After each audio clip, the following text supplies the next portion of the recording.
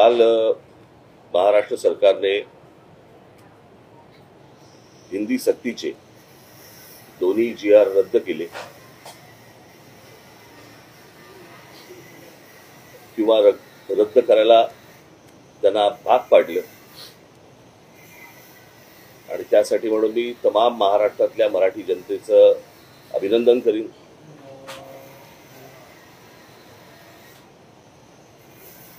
सर्व बाजूनी तो जो रेटा आला आणि त्याच्यातनं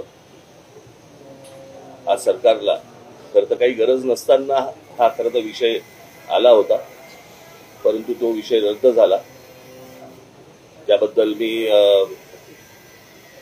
महाराष्ट्रातल्या अनेक मराठी जनांचे तर आभार मानीनच, पण त्याचबरोबर मी अनेक साहित्यिक, त्याचबरोबर काही मोजके कलावंत, त्याचबरोबर मराठी वर्तमानपत्राचे आणि मराठी टेलिव्हिजन चॅनलच्या सर्व पत्रकार आणि संपादकांचे मी आभार मानतो। हा विषय जेव्हा निघाला त्यावेळेला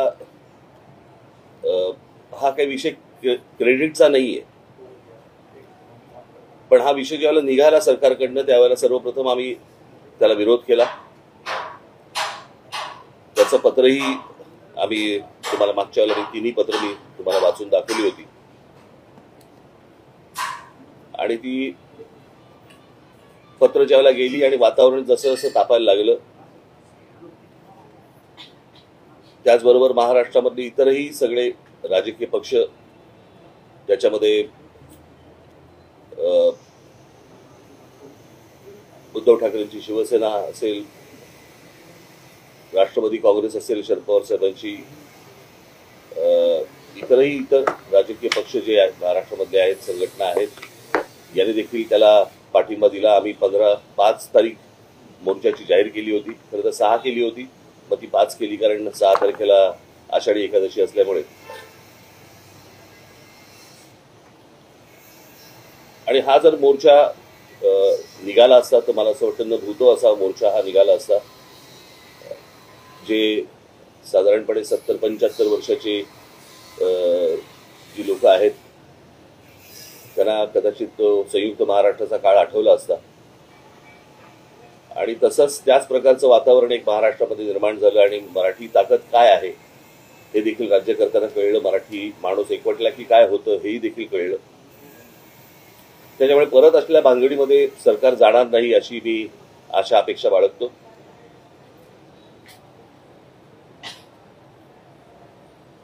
खरं तर या गोष्टी काही करायची आवश्यकताच नव्हती, काही गरजच नव्हती।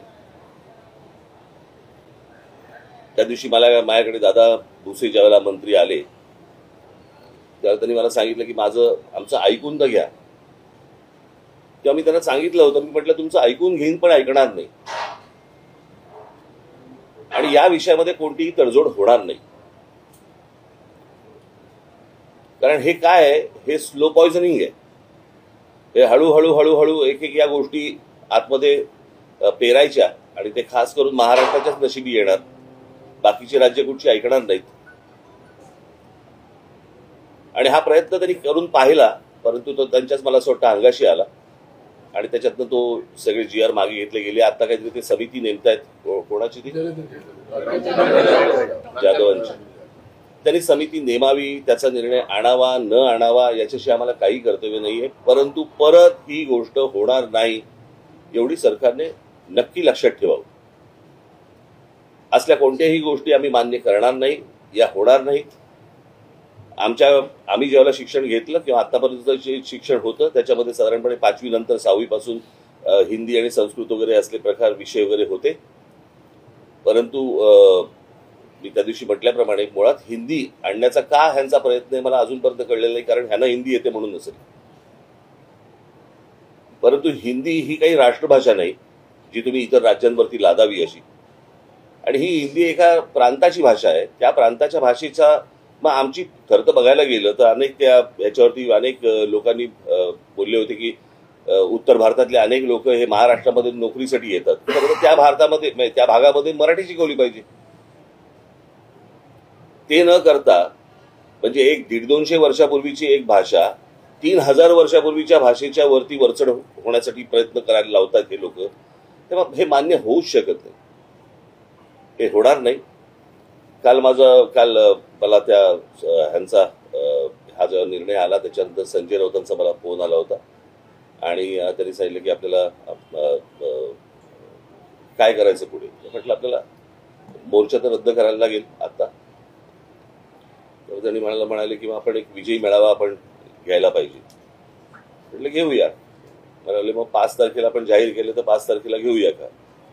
म्हटलं 5 तारखेला घेता येईल. म्हटलं आत्ता काही ठिकाण बिकाणं जाहीर करू नका. म्हटलं मी माझ्या लोकांशी पहिल्यांदा बोलीन, चर्चा करीन आणि चर्चा केल्यानंतर म्हटलं मग आपण एकत्र मिळून ठरवू आणि मग त्याच्यानंतर बघू आपण 5 तारखेला काय करायचं ते. तर त्याप्रमाणे 5 तारखेला तर अजून काही ठिकाण वगैरे ठरलेलं नाही. मी माझ्या सहकाऱ्यांशी बोलीन, मग त्यांच्याशी बोलणं होईल, माझे सहकारी त्यांच्याशी बोलतील आणि मग त्याच्यातनं 5 तारखेचा मेळावा होईल. तो मेळावा जरी झाला तरी त्याला काही पक्षीय त्याला लेबल लावण्यात काही अर्थ नाहीये. कारण हा खरा तर विजय हा मराठी माणसाचा विजय आहे आणि त्या दृष्टिकोनातूनच या मेळाव्याकडे पाहिलं पाहिजे आणि तुम्ही देखील बघितलं पाहिजे. अर्थातच मला आनंद आहे या गोष्टीचा की ज्या प्रकारे वर्तमानपत्र आणि टेलिव्हिजन चॅनल, तुम्ही पत्रकारांनी आणि अनेक संपादकांनी ज्या प्रकारे हा विषय लावून धरला, मी खास करून तुमचं सर्वांचं मी अभिनंदन करीन. अशा बाबतीत सर्वजण जागृत असले पाहिजेत आणि कुठे कुठे काय काय गोष्टी घडतायत, होत आहेत. मला असं वाटतं हे महाराष्ट्राला तुमच्या चॅनलच्या वतीने, वर्तमानपत्राच्या वतीने कुठे कुठे हे काय गोष्टी मुरतायत हे तुम्ही सांगितलं पाहिजे. ज्या वेळेला हा 5चा कुठे करणार आहोत त्याचा निर्णय होईल त्यावेळेला तुम्हाला सांगण्यात येईल.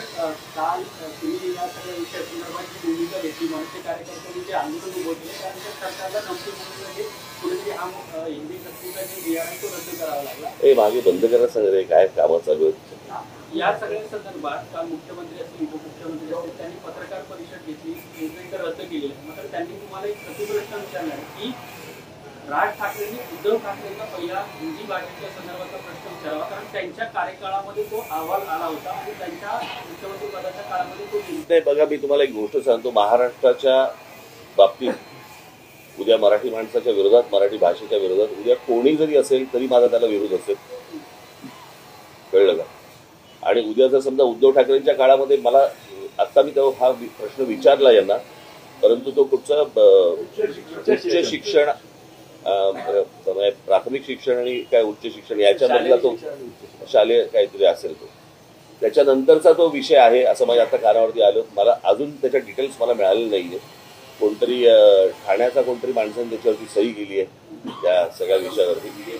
परंतु माझी विनंती हीच राहील महाराष्ट्रातल्या प्रत्येक राजकीय नेत्याला की मराठी महाराष्ट्र या विषयावरती, मराठी भाषा या विषयावरती कोणतीही कोणाहीकडनं, आमच्याकडनं तर होणारच नाही, पण तडजोड होता कामा नये. यापुढे सर्वांनी मला असं वाटतं सतर्क राहणं आवश्यक आहे. सर्व बाजूनी महाराष्ट्राचे लचके तोडण्याचे प्रकार सुरू आहेत आणि हे कुठेतरी थांबवणं आवश्यक आहे. मराठी माणसांनी देखील आजूबाजूला काय गोष्टी घडतायत याच्यासाठी जागृत राहणं पण तितकंच गरजेचं आहे. आणि मला असं वाटतं 5 तारखेचा मेळावा ज्यावेळेला होईल त्यावेळेला 5 तारखेच्या मेळाव्यामध्ये मी बाकीच्या सगळ्या सविस्तर गोष्टी मी बोलीन.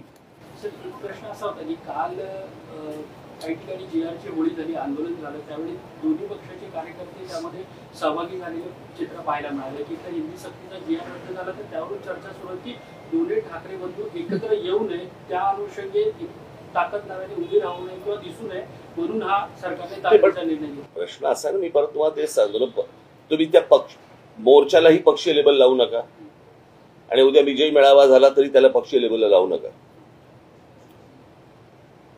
कसं आहे, युत्या, आघाड्या, या सगळ्या गोष्टी, निवडणुका, या सगळ्या गोष्टी येत जातील, जात जातील, सगळ्या गोष्टी होत राहतील. मराठी भाषा संपली, परत नाही येणार, कळलं का. कारण भाषा ही संस्कृती टिकवत असते. उद्या तीच जर मुळाशी गेली ना तर या युती आघाड्यांना काय अर्थ आहे.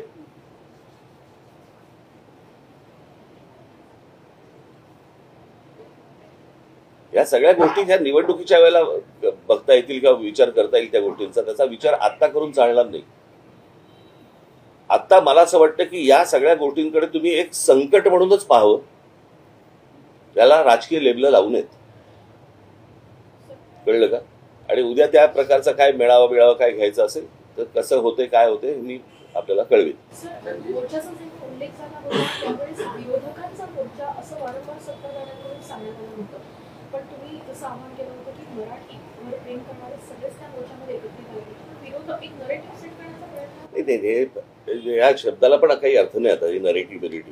कळलं का? सरकार करतो तो नरेटिव्ह. मी पहिल्यांदाच जाहीर केलं होतं ना ही गोष्ट की त्याचा पक्षाशी कुठचा संबंध लावू नका. कोणताही झेंडा नसेल, मराठी हा अजेंडा असेल, हे मी सांगितलं होतं ना माझ्या इंटरव्ह्यूमध्ये का त्या पत्रकार परिषदेमध्ये. त्याच्यात काय आता नरेटिव्ह आम्ही सेट करायचा का त्यांनी? राज्य सरकारमधल्या देखील अनेक मंत्री आमदारांनी देखील या गोष्टीला विरोध केला. मला असं वाटतं अजित पवारांनी देखील या गोष्टीला विरोध केला. ही गोष्ट आपण लक्षात घेतली पाहिजे ना.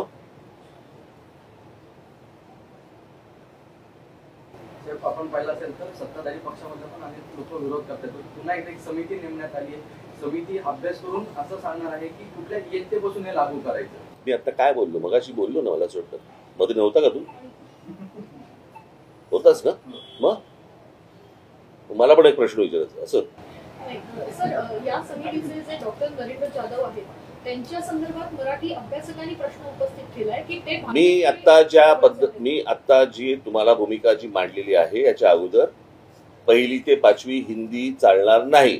ते जाधव येऊ देत ना तर अजून कोणी येऊ देत.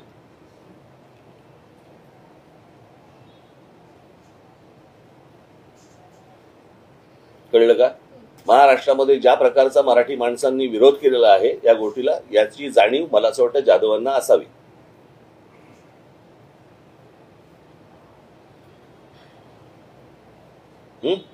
महाराष्ट्रामध्ये खूप प्रश्न तुंबलेले आहेत.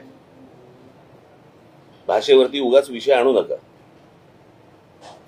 आणि माझी जे विरोधक बसलेले आहेत विधान भवनामध्ये, विधानसभेमध्ये, तिकडे जे आमदार बसलेले आहेत, त्यांनी मला असं वाटतं आता जे अधिवेशन सुरू आहे त्याच्यामध्ये मूलभूत प्रश्न जे आहेत महाराष्ट्रामधले त्याच्यावरती चर्चा करावी.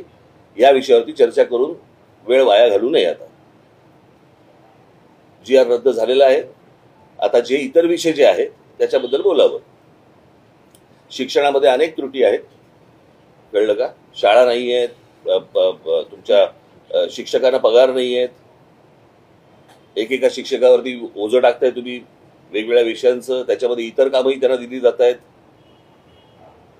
इतके जे विषय आहेत त्या विषयांवरती हात घालावा.